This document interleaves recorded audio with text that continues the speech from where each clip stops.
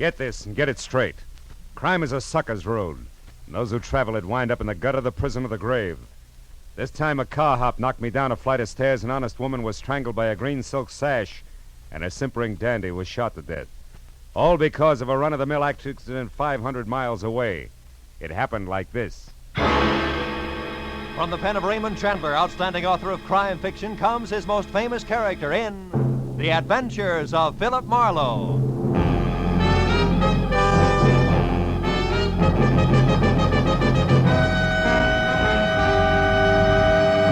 Now, with Gerald Moore, starred as Philip Marlowe, we bring you tonight's exciting story, The Vital Statistic.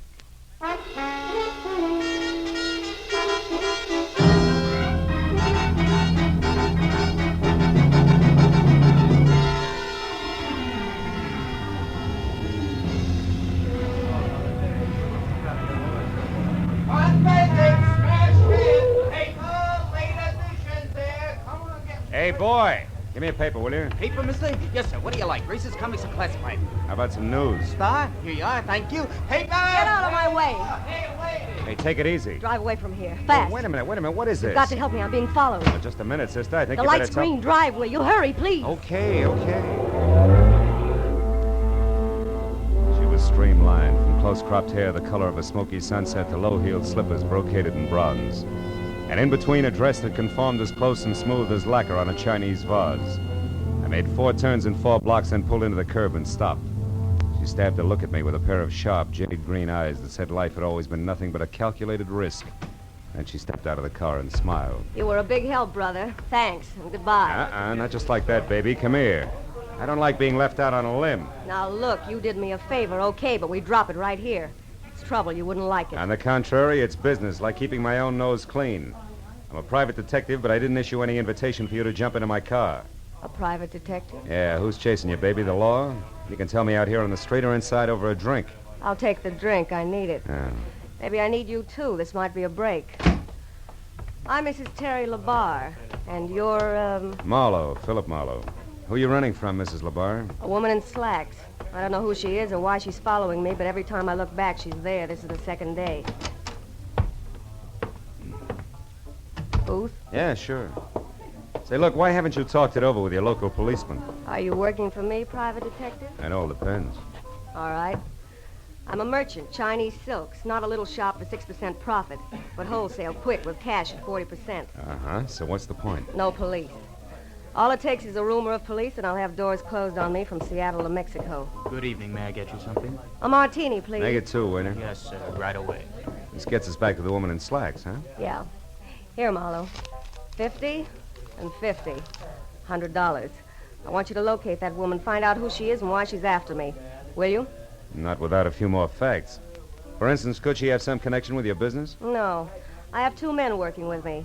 A strong one named Harlan Casey, who sees that my cash gets safely to where it's going. And a smart one named Joe Temple, who knows what to buy with it. She doesn't belong to either of them. Oh, you sure? Positive. Casey hates all women. Even me, I think. And Joe Temple, well, Joe's a wonderful guy.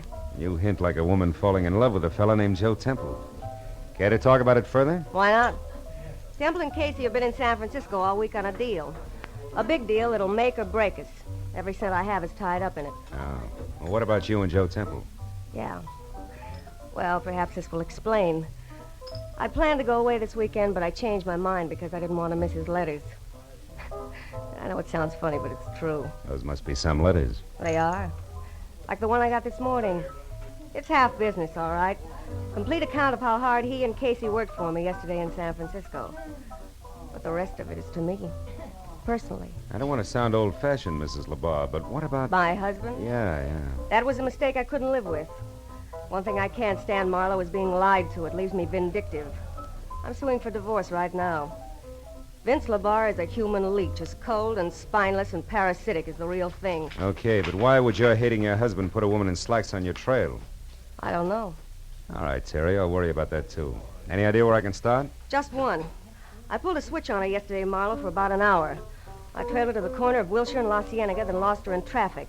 There are several dancing schools around there. Is that worth anything? Maybe. What kind of car was she driving? We were both walking. She's tall and brunette. And I've seen toads with nicer eyes. Not enough. Can't guarantee anything. I'll keep my fingers crossed, Marlowe. Here, take the 100. Oh. Do what you can to report to me at my place, 204 Beechwood Circle. Okay? Pardon, sir. Your drinks. 2 martinis? Oh, thanks. Here. Oh, thank you, sir. To your success, Private Detective. To your health, silk merchant. Drink hearty.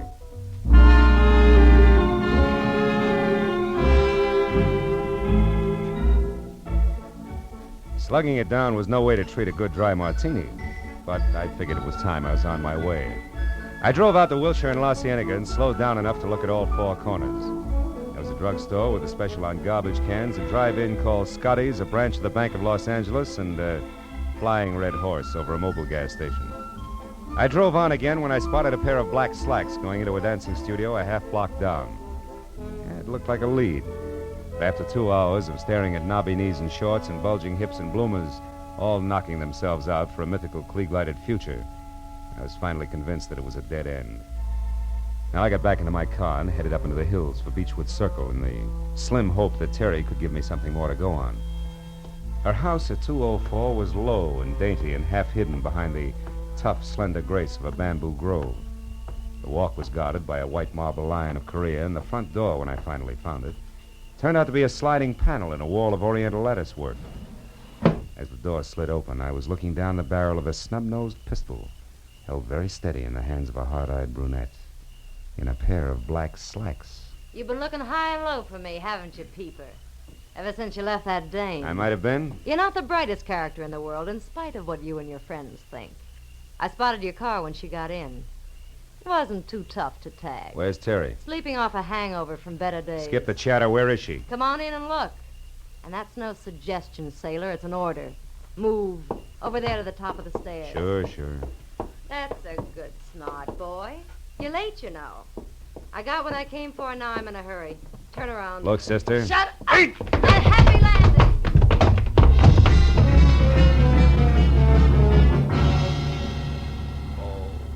Oh, there were 10 stairs down to the basement. And with a shove reinforced by the 45, I hit all but the first 3. By the time I worked all the kinks out and was back upstairs again, she was gone. I started through the house, then slowly from one room to another, turning on lights as I went, looking for what I knew was going to be a very sick client.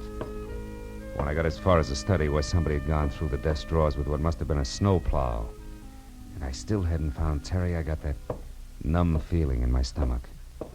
I started out a side door that opened into the patio. But then I heard a whistle from the front walk. I cut back through the house instead and waited near the door. Terry! Hey, Terry, can I come in? It's little Joe, the Frisco kid. What happened to your weekend trip, honey? Who are you? What do you want? Hiya, Temple. How do you know me? Mrs. LeBar hired me today just after she canceled the weekend. She gave me a rundown. She hired you? What do you mean? I'm a private detective named Marlowe. Why would she hire you? Because she was being followed by a brunette in slacks, she didn't like it, and that's all the information you're going to get, so relax. You say Terry isn't here? Isn't home? Not so far, no. Come on back here to the study, Temple. I want you to look at something. Somebody's gone through the desk in an awful hurry. Yeah, I see what you mean. Maybe you know something about what's missing, huh? You and Mrs. LeBar were fairly close, from what I'm told. The letters. The letters are gone. Terry kept my letters in this bottom drawer. Ah. By the way, Temple, where's your sidekick, Harlan Casey? Oh, I don't know. We both left San Francisco yesterday. He hates to fly, so I assume he took a train. He ought to be here in L.A. now. Well, you don't think Casey's mixed up in this, do you? I don't know. It could be. Vince LeBar. That's who it was that got those letters. It was Vince LeBar. They were really love letters. The business part was nothing.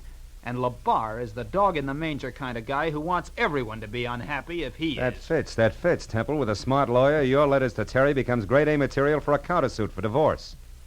Sure, he could make it stick and also get a fat settlement under community property laws. Now, listen, here's what you've Marlowe. got. Marlowe, it's Terry. Terry! Temple, Terry! wait! Terry. Look at her, Marlowe. Look at her. She's dead.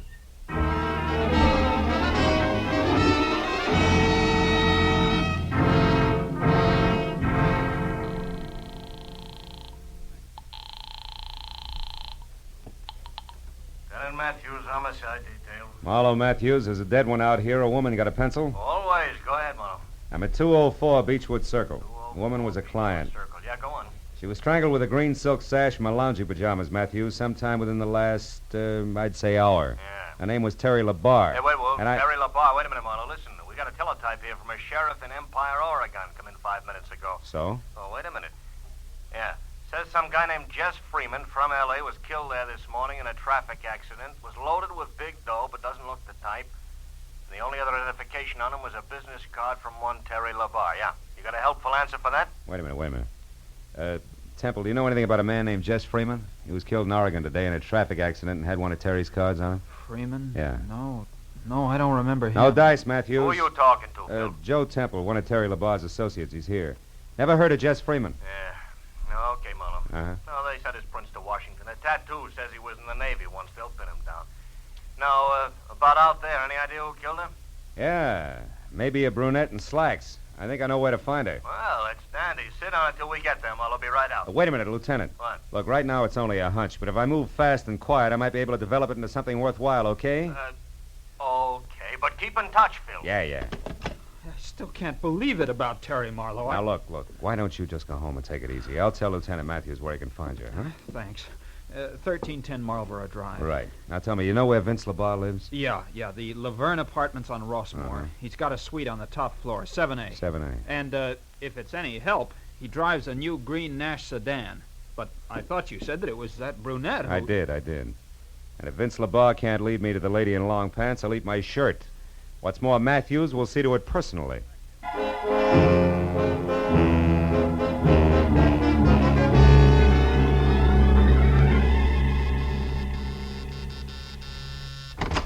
Yes, what do you want? Some quiet conversation with Vince LaBarre. I'm Philip Marlowe, private detective. Oh, how exciting. Had I known you were coming, I'd have baked a cake. Oh, you're breaking me up. I was hired by your wife tonight. Get out Your of wife here. is dead, LaBarre. She was murdered. Dead? Terry murdered? Yeah. Now, if you don't mind, I'll come in, huh? She was killed because of a packet of letters, LaBarre. Oh, no. Kind that are a cinch to cause a big stir in anybody's divorce court. Stir big enough to swing a countersuit in your favor. I don't know what you're talking about. Letters. Joe Temple's letters to Terry, the ones you arranged to have stolen tonight. Oh, you must be crazy. Her death wasn't part of the plan, LaBarre. That was one of those bum deals. A robbery that got out of hand, wound up as a murder. Oh, no, wait. Now, where is she, LaBarre? Who's the brunette in slacks, and where do I find her? You get out of here or I'll have the police Oh, help you. shut up. You not only steal letters, but ashtrays, too, huh? Like this coy little number here, a doghouse. Scotty's Drive-In, Wilshire and La Cienega. Okay, LaBarre, that's all. Stand still. Oh, now a gun, huh? They say you're yellow, LaBarre, but you're not. You're just stupid. There's a terrace outside those doors, Marlowe. Those with the iron grill. Go on out there. Go on. I don't think Terry's dead, and I don't think she hired you. I think you're working for that lousy louse Joe Temple, and if so, he'll need a battalion of private detectives before I'm through. You're through right now, LaBarre. You're too dumb to see it. Go on. Clear over to the rail. Keep your back to me. It's 7 floors down, Marlowe, to a concrete driveway. Just in case you get jumpy.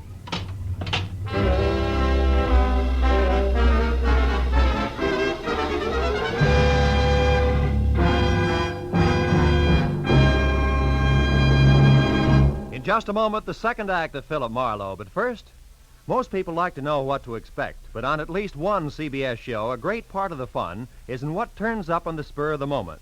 That show is Groucho Marx's Great Quiz, You Bet Your Life, heard every Wednesday night on most of these same CBS stations. Now, with our star, Gerald Moore, we return to the second act of Philip Marlowe and tonight's story, The Vital Statistic.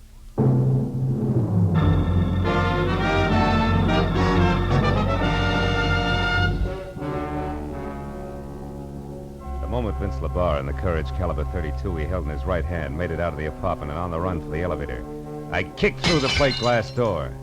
And I spent the next 2 minutes alternately swearing, straining, and nicking myself while I played contortionist. In and out of the fancy snake grill work on my wrought iron cage until finally I reached the inside handle. I was free out and over to the telephone in a big hurry. Because for my money, the icing on LaBarre's voice left Joe Temple someplace on the short side. What the life insurance people call good risk. Hello? Marlowe, Temple, listen hard. Your life's in danger. What? LeBar, you had him tagged from the first. He's after those letters, all right. But what about the girl in slacks? Well, I think she might have a connection with a drive-in on Wilshire and La Cienega, a place called Scotty's Inn. I'm going to check it. Now, tell me, any word from Terry's muscle man yet? Harlan Casey? Yeah. No, nothing, Marlowe. But look, can't I meet you and talk to you? No. Vince LeBar had a gun and a short temper when he left here. I'll make us work any easier. Just stay away from open windows, Temple. I'll call you.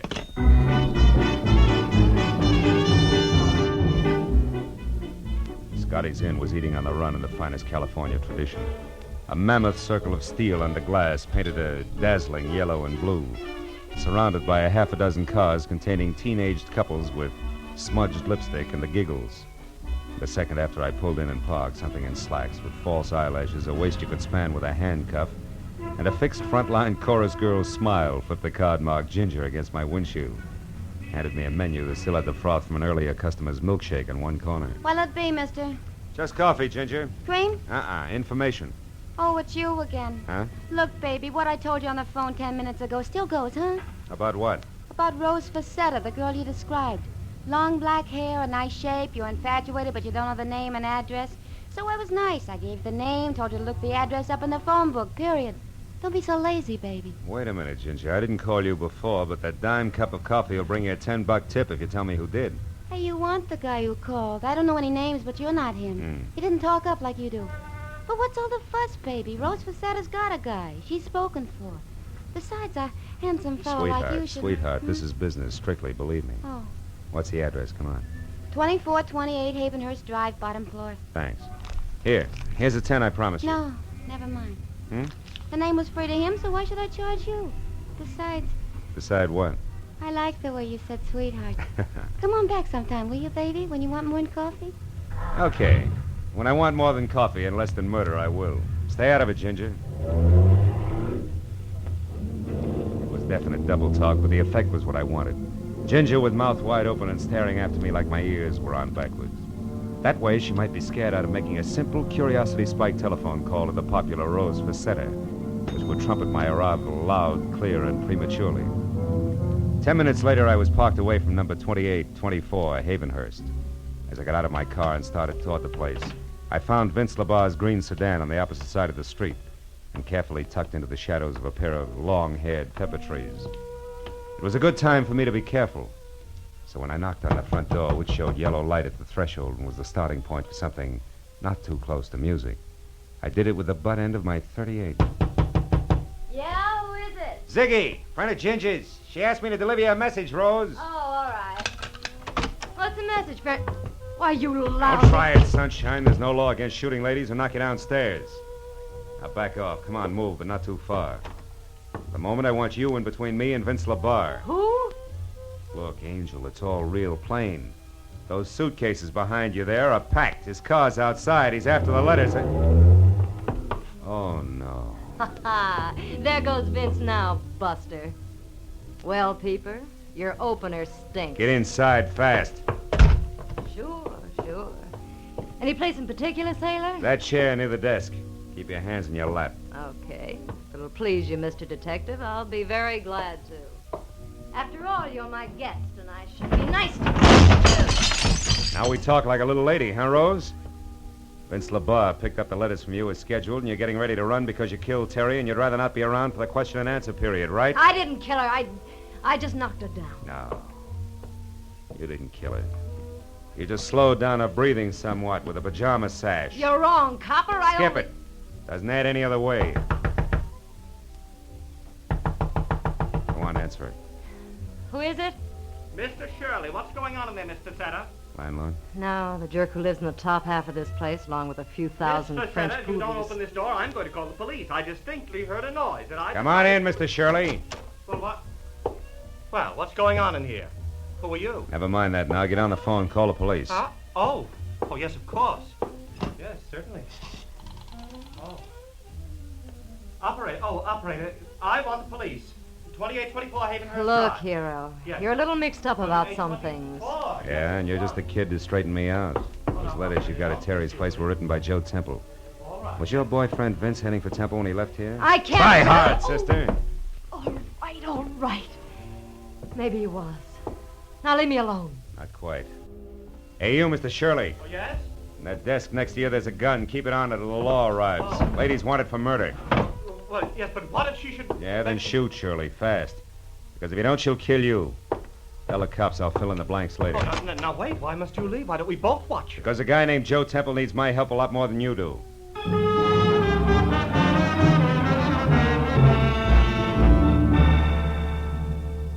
The home address Temple had given me turned out to be lights in a quiet house on a quiet street named Marlboro. I was there out of my car and running for the front door when they came. I jerked my gun out of the holster, got close into the building, and moved up until I was on a line with a pair of half-open patio doors. And I saw something I hadn't expected. On the floor that was littered with a broken lamp, pieces of vase, and overturned furniture was Vince LaBarre, doubled up, dead.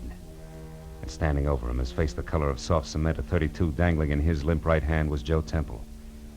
When he saw me, he tried to talk, but the words jammed in his throat. When I stepped into the room, he began to tremble. Marlowe, I shot him. I couldn't help it. He was gonna... Sit down, Temple. Get hold of yourself. You got any brandy around? Over on that table near the phone. Oh.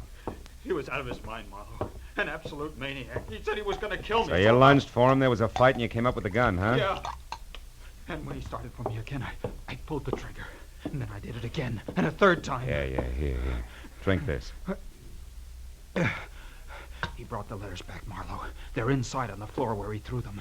He said they didn't mean anything anymore. That he and that girl in the slacks had taken care of Terry. Take it easy, Temple, easy. He seemed to go crazy. He said I was a wife stealer, the cause of his trouble, and that I deserved death.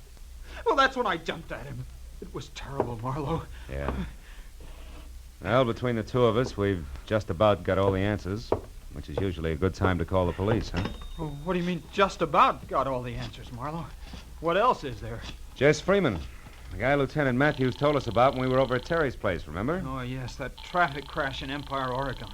But why should that figure in this, Marlowe?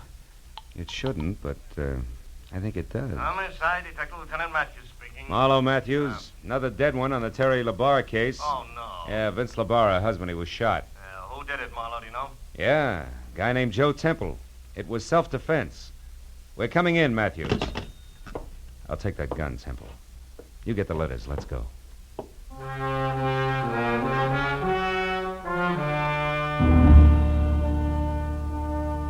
When we got into my car and started downtown, Temple was more relaxed.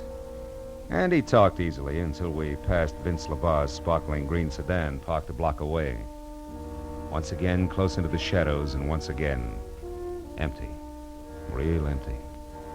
The sight of it closed him up tight for the rest of the trip. When we walked into police headquarters and through the quarter of a mile of glossy corridor leading to the door marked homicide, he didn't open up any. But it didn't matter, really, because it's police rule never to talk to two men about the same thing at the same time. And I was first. Matthews said hello without shaking hands, waved me into an uncomfortable seat, and then lit his pipe while I brought him up to date. Then it was his turn. So Rose Facetta killed Terry LaBarre so that she could get the letters Joe Temple had written, huh? Mm-hmm. Did this so that her boyfriend, Vince LaBarre, could raise a lot of fuss in divorce court with the letters, file a counter-suit, that kind of stuff? That's the whole deal. Yeah, with Temple making it a double-header by shooting Vince when Vince came to kill him. That's it, Matthews. If you believe Temple. Huh? And if Temple hadn't slipped. All right, now what are you getting at, Phil? That when I was on the phone with you early at night, you asked me if Temple or I knew anything about a Jess Freeman who was killed in a traffic accident in Empire, Oregon? Right, but you didn't. No. Nor did I mention the town of Empire to Temple. Yet a half hour ago, just before I called you, Temple came up with that name. Oh, then Marlowe, you... Oh. Hold my calls, Mooney. Marlowe, you mean... I mean that Joe Temple killed Terry LaBarre. Rose just knocked her out and got the letters. Temple strangled her while she was still unconscious. Yeah, but why? Because a guy identified as Jess Freeman got himself killed in a traffic accident. So? A guy who I think was actually Holland Casey, Terry's tool-fisted assistant, who together with Joe Temple was crossing the boss lady. Yeah, but Marlowe... And that left Temple in a very hot spot. To save himself, he had to kill. Can you prove all this, Marlowe? No. Not a word of it. It's conjecture. But conjecture that fits, Matthews. Yeah. When Temple found Terry unconscious in the garden, that was his chance. He took it. Now, look, Phil, you're guessing at 90%. Sure, I'm guessing. But not in the dark. I know how these guys think and act. I've done too many cases not to know. Now, listen for a minute, will you, Matthews? Phil, I gotta will you have listen? facts. All right, okay. Now, look. Temple had to get those letters back, right? Yeah. And the last one in particular, because in the last one, this is the way it's got to figure. He had lied to Terry about being in San Francisco with Casey yesterday, when actually Casey was in Empire, Oregon. Yeah, when Casey was killed up there, the fact was bound to come out. Yeah, it's a good reason. Matthews, will you let me finish, please? All right, finish. Temple knew Terry would find out. He knew that she couldn't stand a liar and a partner who'd double-cross her. Temple knew that she'd get him and ruin him if it took her the rest of her life. So he came back to get the letter before she could read it, but she hadn't left town as planned, huh? Ironically enough, because she didn't want to miss one of his letters. Yeah, but look, I'm a policeman, Phil. I gotta have facts. All right. You're the policeman. You got labs and technicians. You'll get the facts.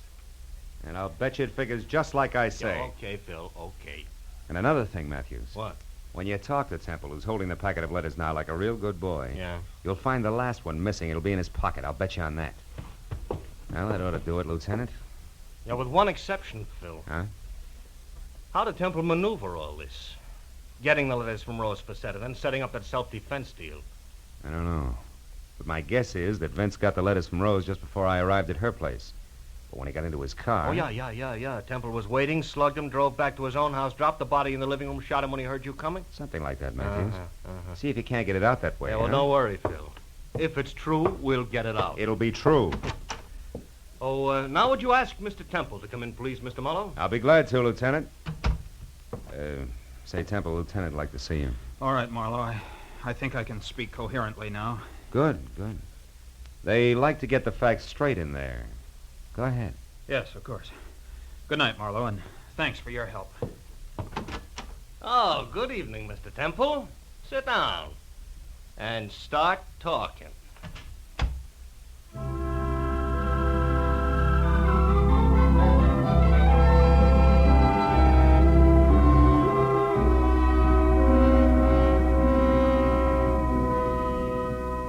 When I got into my car, the new day was starting to push the black out of the sky.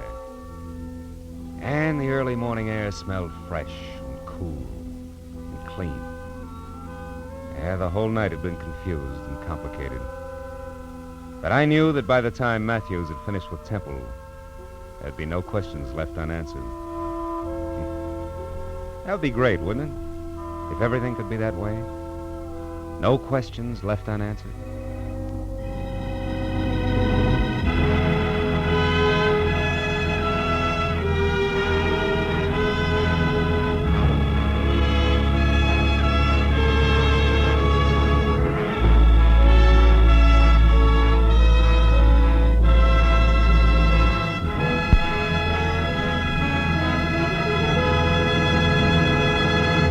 The Adventures of Philip Marlowe, bringing you Raymond Chandler's most famous character, star Gerald Moore, are produced and directed by Norman MacDonald and are written for radio by Robert Mitchell and Gene Levitt.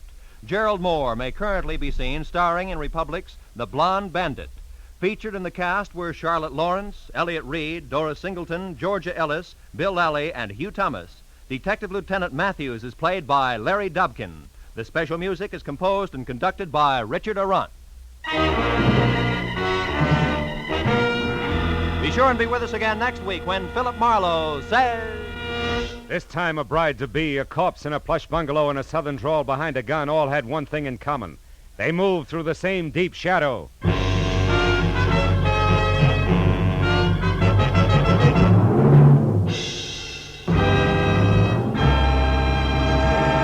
Remember, you'll find George Burns and Gracie Allen and their good friend Bill Goodwin here on most of these same CBS stations every Wednesday night in the half hour following the Bing Crosby Show. This is Roy Rowan speaking. Now, stay tuned for Pursuit, which follows immediately. This is CBS, where Burns and Allen are heard every Wednesday night, the Columbia Broadcasting System.